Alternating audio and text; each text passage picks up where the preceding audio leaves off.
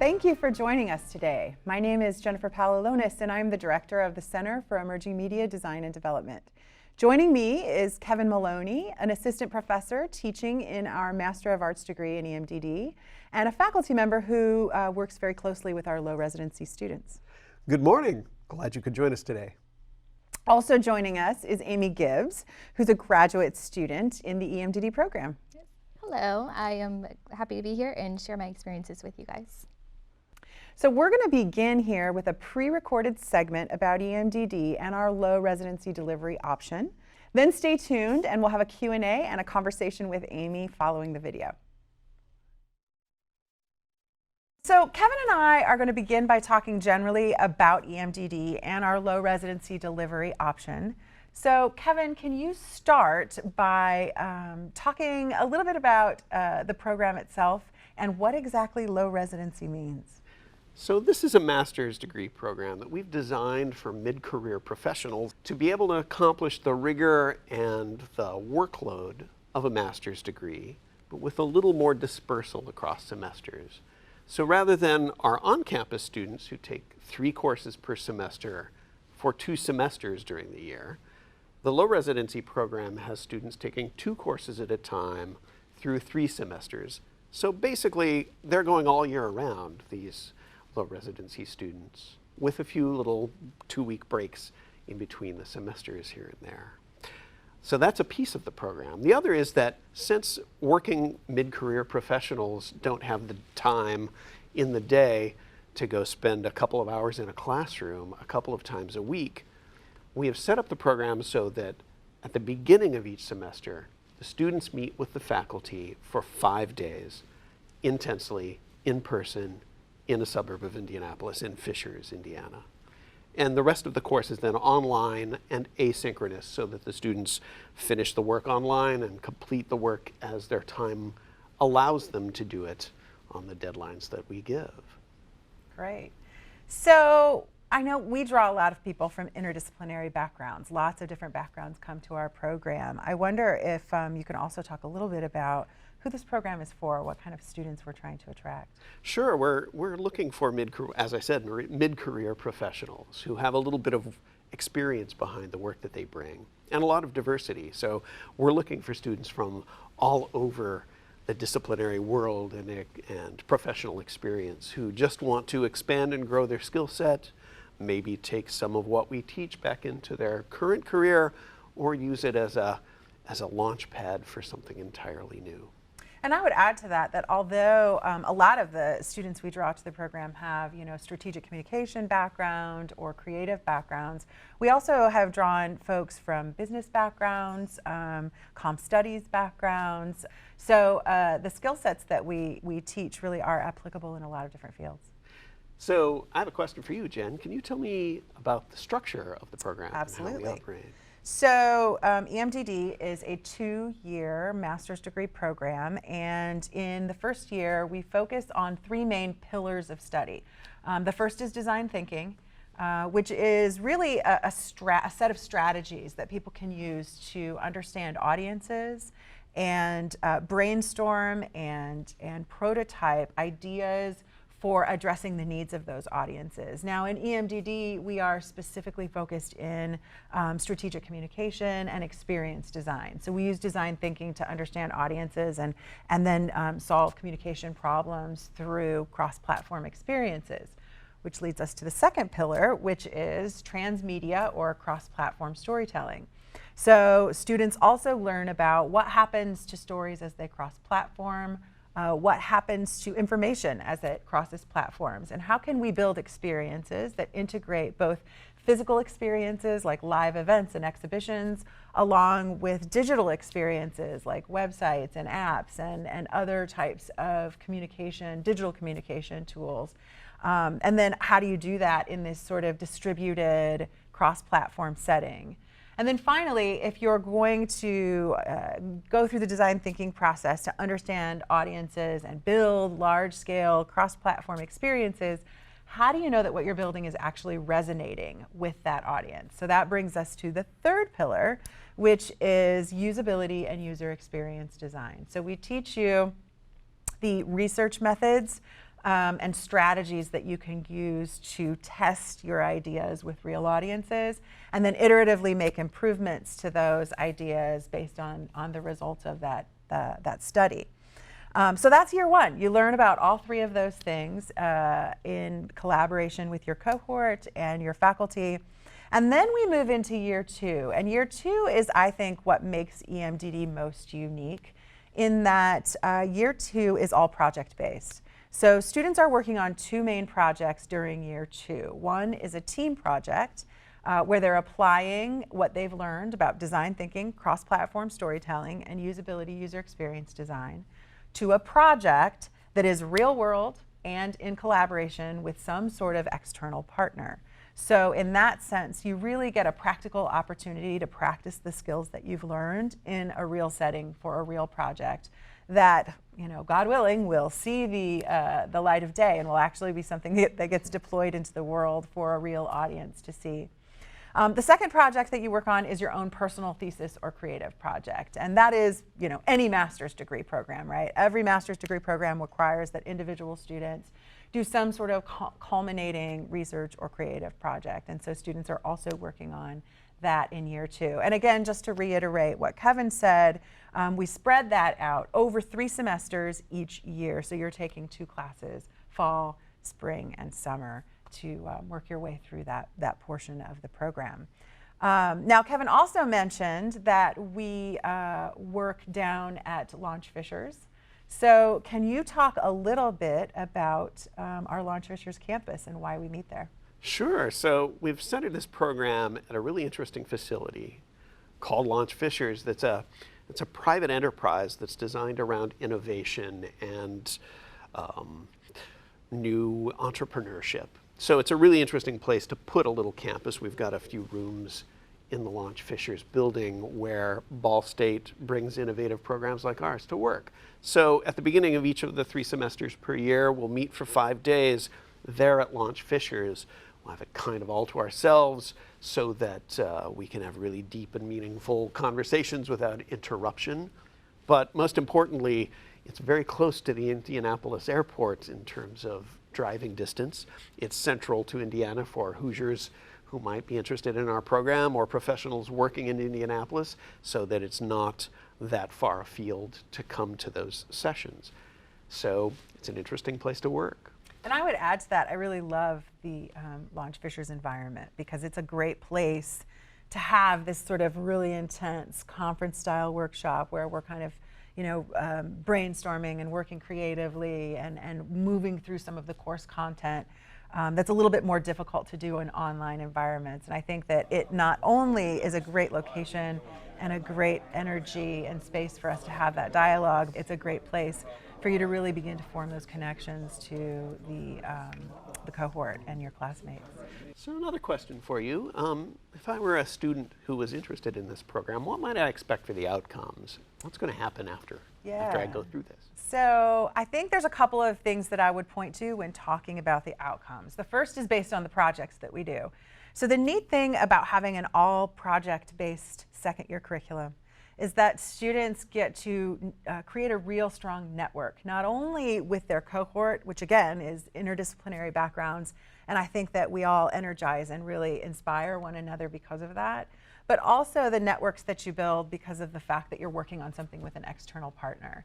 And the other piece to that is that it is a large-scale project. So at the end of your time at EMDD, you not only come away with the master's degree, but a pretty substantial portfolio of work that you've done, and you're able to point to this sort of large-scale cross-platform project that you've built as evidence of your learning and as evidence of your skill set. And because it's something that actually gets published and gets deployed out into the real world, it has a little bit more teeth, I think.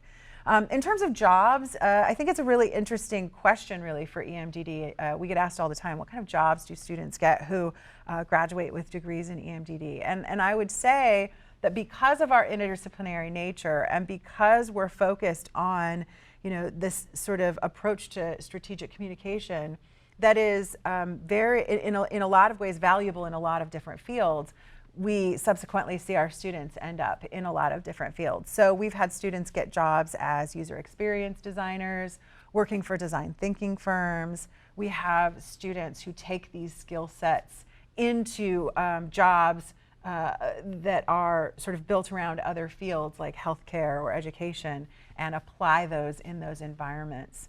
And so I think, I always make the joke, there's no job out there called emerging media designer and developer, right? It's not a master's degree where there's a real clear connection between the title of the program and the actual title of a job that you're going to get after college.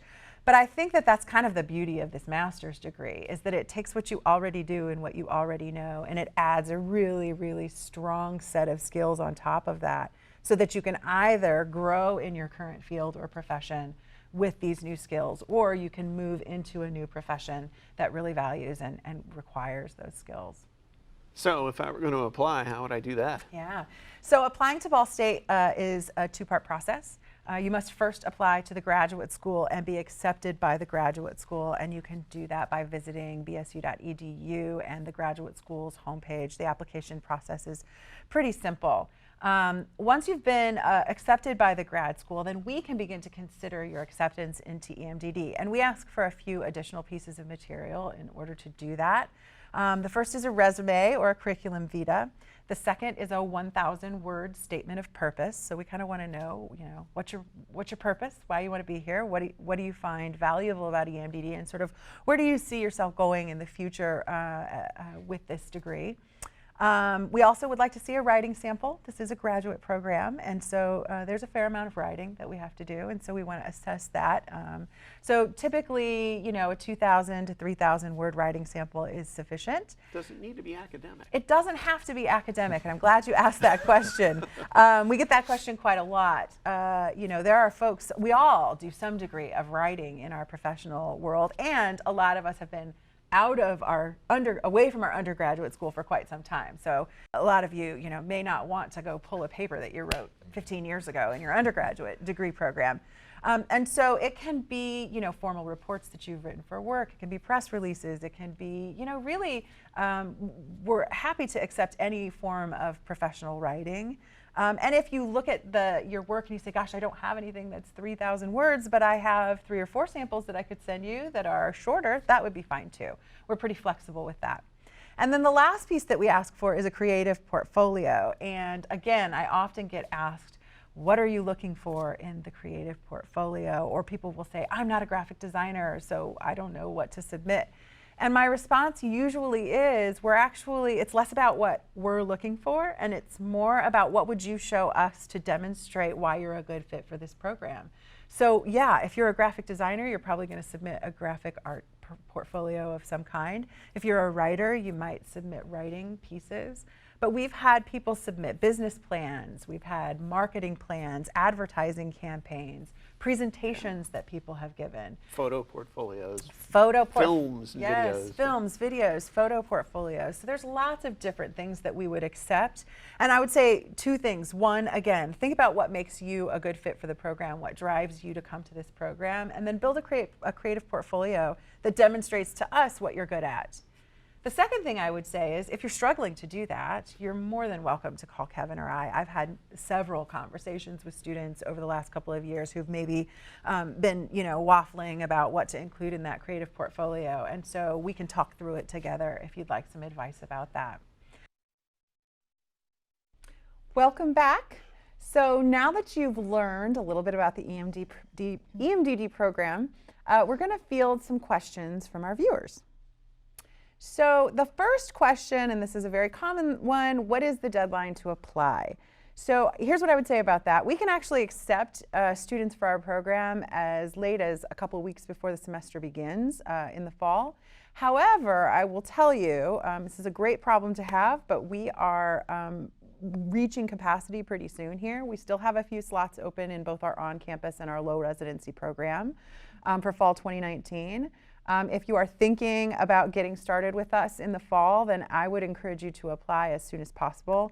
And it's really a very quick process. As the video pointed out, it's a two-step process, and so you'll start by applying to the graduate school. When you do that, I'll immediately get an email message that says so-and-so has applied to the program, and that starts the process. So if you're planning on joining us in the fall, get that going as soon as possible. That way I know and Kevin knows that you're interested in the program, and we can kind of hold a spot for you as you go through that application process. Like I said, we are filling up quickly for the fall semester, and so sooner rather than later. The next question that I see here is, can I start the program in the spring? So we are currently a fall start program. We accept students only on that fall rotation, and the reason for that is because we are a cohort based program. In other words, we like to move people through the program together as a cohort. The work that we do is very interdisciplinary, very collaborative, and so if we bring students in fall or summer, then it kind of throws off that cohort model. Of course, there are always potential exceptions to that rule. And so, you know, if you want to start another time rather than fall, get in touch with Kevin or I, and we can kind of talk about how realistic that is given a particular year. But typically we do ask that you plan on starting in that fall cohort model. So we have another question here. What about young professionals who are seeking a career change? Would the low residency option or the part-time option be better? I'm going to let Kevin field that question. I do think either is a great option, but Kevin, what do you think about that idea of young professionals seeking a career change? Well, I think a big consideration is location. So our part-time option is really great for people who live in the Muncie area or who can make a short commute to come for evening classes that happen in person through the semester. Our low residency program, like we mentioned earlier, has intense 5-day workshops at the beginning of each semester where we get to know you personally, where you get to understand who the other members of your cohort are, you can be part of the team, but the rest of it is asynchronous and online, which is a lot more flexibility for when you're, you know, holding down a full-time job or raising a family or both. So yeah, I think that's a great point. Really, that difference between the on-campus and the low-res program is it has less to do with, you know, where you're at in your career, or, you know, whether you're a younger student or someone coming back to college. It really is more about kind of what experience do you want to have. So, you know, are you interested in having that greater flexibility? If so, then the low-res option is better. Are you interested in a fully face-to-face experience where you're actually coming to campus and having that, you know, fully synchronous and face-to-face experience? Then probably the on-campus option is better. Let's see, I'm a pretty experienced professional. Will I be working mostly with young people? That's a great question. And it is, you know, somebody who is coming back to college after many years out. I think that, you know, thinking about what your cohort and what your classmates, what that dynamic is like is important.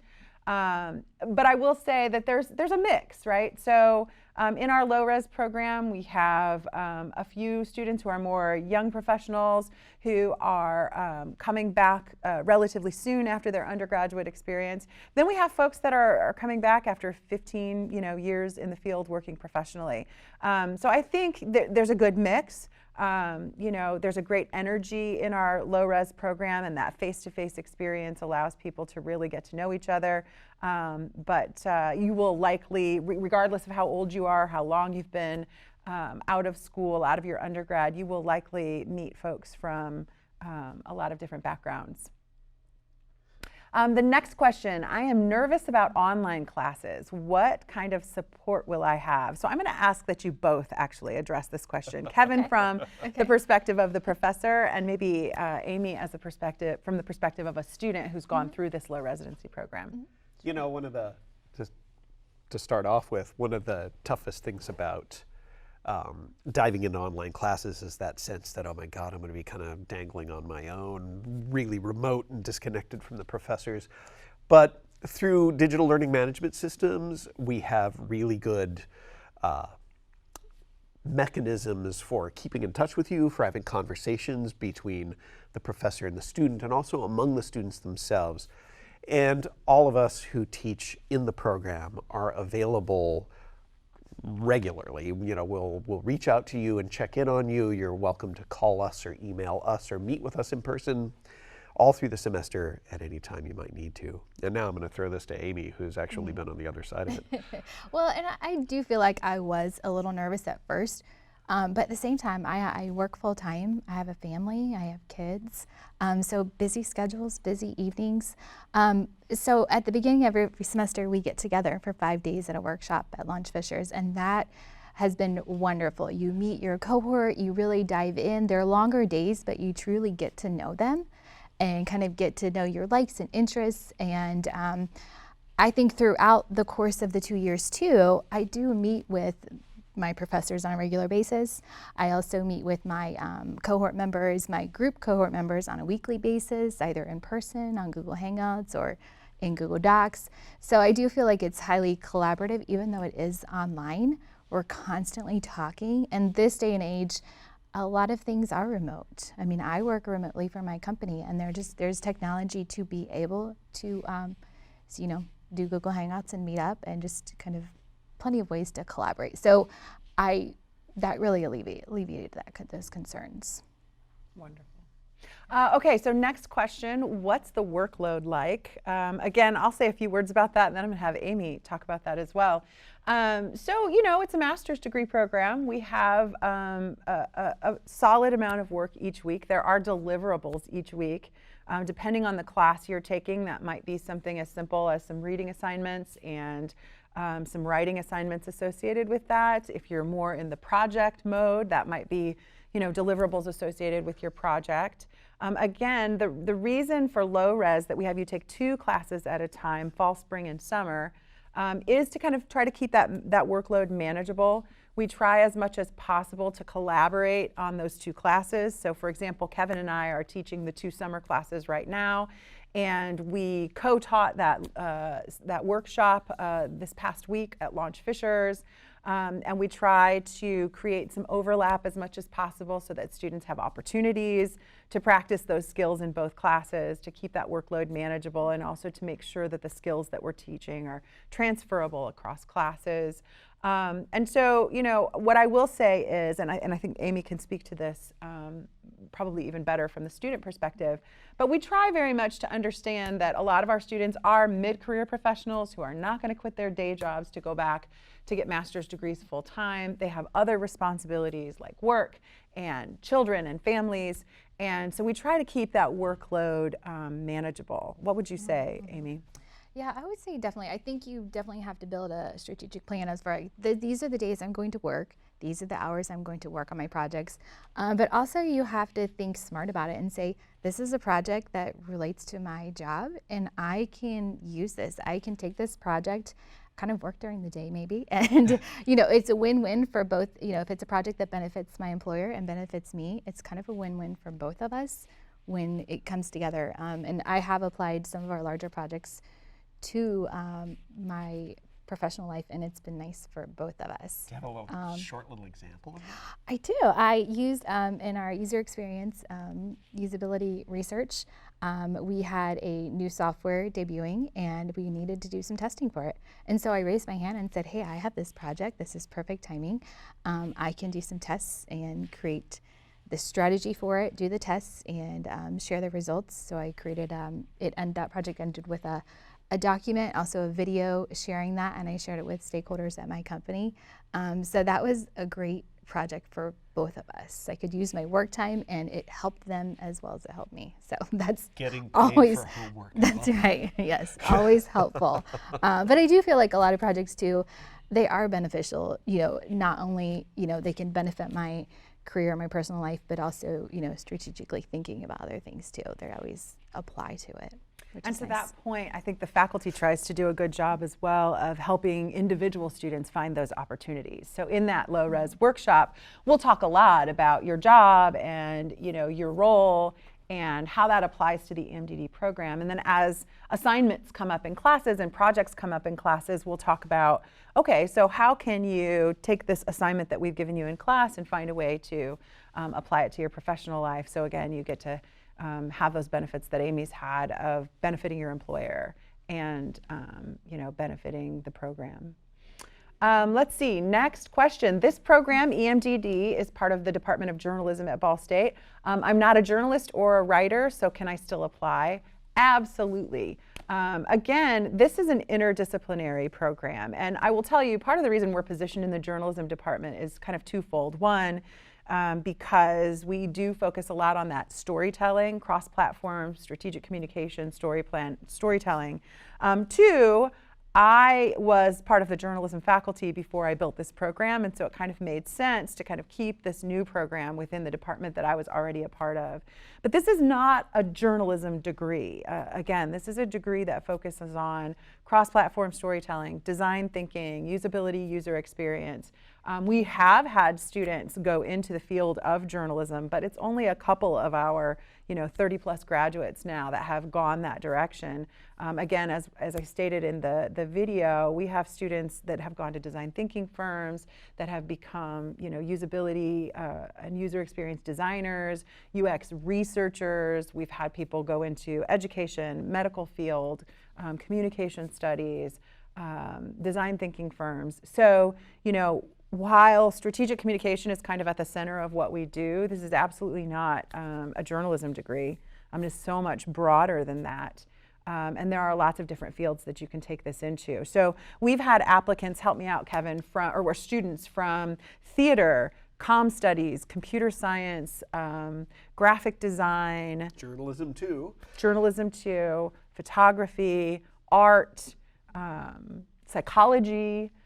Your background is marketing and design. Marketing and design. So we've had students come to us from a lot of different programs with undergraduate degrees. Yeah, I think it's a good opportunity to either build on a career or think about switching, as we've talked about before, if you want to expand or find a new direction. Absolutely. It's a lot of flexibility. Absolutely. So we have a couple of questions that we would like Amy to talk about, again, from the student perspective, because I think it's always really important for our viewers to hear about what it's like to be a student in EMDD. So Amy, can you first tell us a little bit more about your background in marketing design and what drew you initially to the EMDD program? Well, I've always wanted to pursue my master's just for additional learning or skills, and I've always looked at an MBA, but I've never wanted to take the stats or the finance. And I was doing a little research on UX design, and I saw this program, and I thought, these are skill sets that I could actually apply to my career right now or future careers too. And I actually was sitting here 2 years ago and watching this live webinar, which is kind of ironic. But the skills in this program I can really apply to my position right now, and just kind of more modern skill sets. And it sounds like you've already done that with some of the projects that you've worked on at work, and through EMDD. Yes. Speaking of projects, so for your culminating project this past year, you've been working with Muncie Community Schools, right? Yes. And that project has been through our Applied Research and Creative Projects Lab, which makes up that year 2 experience. So can you tell us a little bit about that intense project that you've been working on this past year? Yes. So 2 other cohort members and I are working on this project, and we started about a year ago. And we got to choose this project, which was pretty exciting to choose the topic. And we really kind of dove into the research and said, okay, how can we help? So this project is Muncie Community Schools in the partnership with Ball State, and Ball State has an opportunity to create an innovation plan for Muncie schools, which is due for 1 year from now. So we really wanted to help. How can we step in, find some solutions, share it with them? So we did a ton of research, and we realized within that research, giving teachers a voice and hearing their opinions was very important, and that step had not been done just yet. So we proposed that idea, and Ball State said, yes, let's do this. So as a group, we wanted to gather their opinions and their voices, so we created a design thinking game. We wanted to use design thinking, but we took it kind of a step further, and we created this highly collaborative game that we went to the Muncie schools. We went to all 10 schools, and we had 98 participants voluntarily come to the after school sessions. And this game for the first part of the session, we did a SWOT analysis. We did SWOT, strengths, weaknesses, opportunities, to kind of prime for the game. And the game was 12 sets of questions that we went around and they answered them. Everybody had a voice. It was a great way for everybody to add input because it was a game setting. There were winners, so the teachers talked, they could add their input.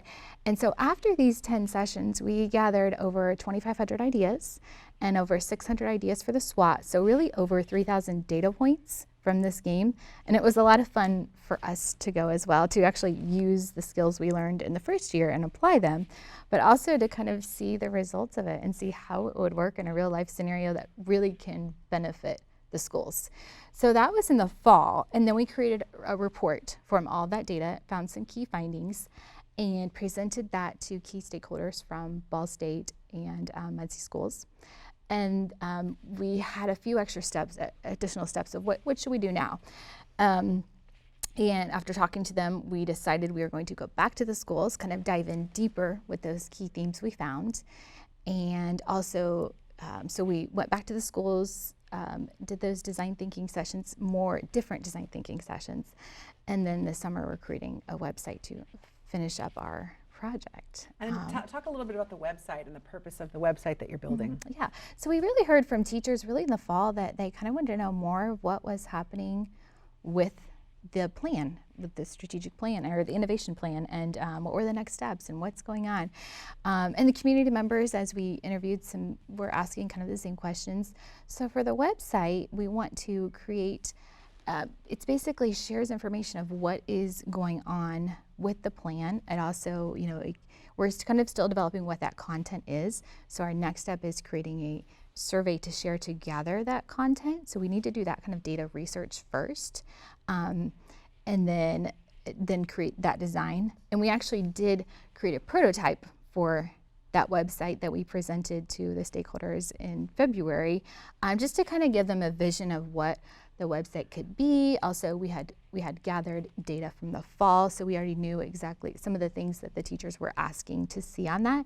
So this would be a website for the community to understand what was going on, and it can be constantly updated, have possibly some positive stories about what's going on with the partnership or within the Muncie community, but just a way to share. It involves storytelling and all that. Yeah. Yeah, I think it's this fun. project is a really great example of kind of bringing together all of the skills that you use or learn in EMDD. So we use design thinking to understand audiences and generate ideas and solutions that benefit those audiences. And then cross-platform storytelling, right? So as you move into, what are all the ideas for the future of Muncie Community Schools that have been developed by teachers, how do we then take all of that information and turn it into a strategic communication campaign that in this case includes a website, maybe a social media campaign for storytelling. And then if you're going to use design thinking to build this large-scale cross-platform experience, how do you know that that experience is actually resonating with the audience? And so the team also has done some usability and user experience testing with teachers and community members to understand whether or not what they're building is resonating with that audience. So that's one example, very focused on education. Kevin, can you talk just real briefly about some of the other projects that we have going on to kind of show the scope and breadth of the types of projects that we do in EMDD? Sure. So we recently wrapped up a project with Big Brothers and Big Sisters of East Central Indiana, where a team focused on developing a recruitment and retention system for volunteers, for the organization to be able to pull people in, have them engage on multiple levels in ways that fit their particular lives and their particular skill sets. We called it the Ambassador Program, and it was a system that combined both live in-person interaction between the volunteers who may not be able to be big brothers or big sisters yet themselves, how they can use their own personal networks to build support for the organization, and then developing a process so that the people can move through this development really elegantly, circle back around, and start over again. And the organization was absolutely thrilled with the work that they did there.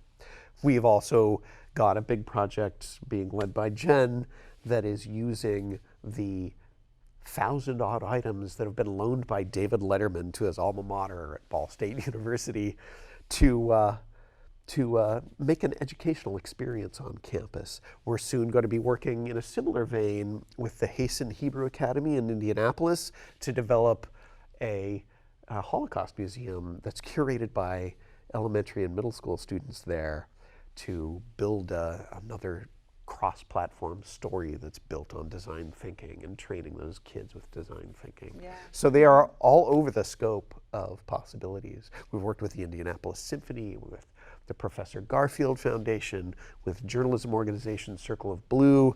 So there are a wide variety of possibilities. Yeah, absolutely. Let's see, one other question here. Amy, what advice do you have for future EMDD students?